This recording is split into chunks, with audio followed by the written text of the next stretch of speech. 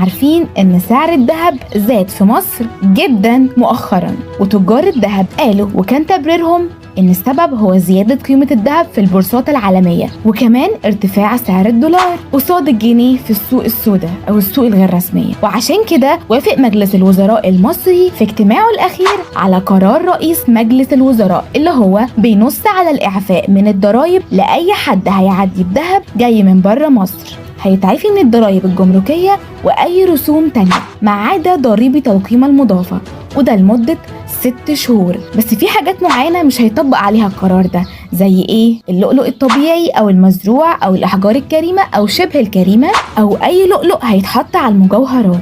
والسبب وراء القرار ده إن ده في إطار جهود الدولة علشان تحقق الاستقرار في أسعار الذهب في الأسواق، وكمان علشان يقللوا من محاولات تهريب الذهب في الجمارك.